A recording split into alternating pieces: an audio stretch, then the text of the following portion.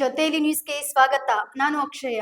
ಚಿಕ್ಕಮಗಳೂರು ಜಿಲ್ಲೆಯ ಮೂಡುಗೆರೆಯಲ್ಲಿ ಮಾನವೀಯತೆಯೊಂದರ ಮನಮುಟ್ಟುವ ಘಟನೆ ನಡೆದಿದೆ.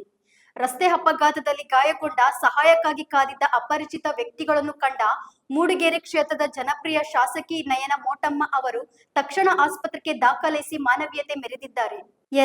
ಅಪಘಾತದ ತೀವ್ರತೆಯನ್ನು ಗಮನಿಸಿದ ಶಾಸಕಿ ಯಾವುದೇ ವಿಳಂಬ ಮಾಡದೆ ತಮ್ಮ ಸ್ವಂತ ಕಾರಿನಲ್ಲೇ ಗಾಯಾಳುಗಳನ್ನು ಆಸ್ಪತ್ರೆಗೆ ಕರೆದೊಯ್ದು ಪ್ರಥಮ ಚಿಕಿತ್ಸೆ ದೊರಕುವಂತೆ ಮಾಡಿದ್ದಾರೆ. ಸ್ಥಳದಲ್ಲಿದ್ದ ಜನರು ಕೂಡ ಶಾಸಕಿ ಅವರ ಈ ಮಾನವೀಯ ಕಾರ್ಯಕ್ಕೆ ಮೆಚ್ಚುಗೆ ವ್ಯಕ್ತಪಡಿಸಿದ್ದಾರೆ. ಶಾಸಕಿ ಅವರ ಈ ಕಾರ್ಯ ಇದೀಗ ಸಾರ್ವಜನಿಕ ವಲಯದಲ್ಲಿ ವ್ಯಾಪಕ ಪ್ರಶಂಸೆಗೆ ಪಾತ್ರವಾಗಿದೆ.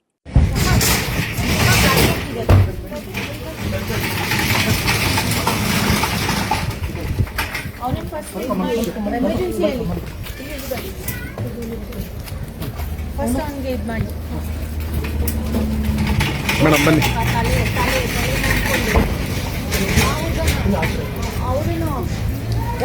ಒಬ್ರಿಗೆ ಹೇಳಿ ಅವರು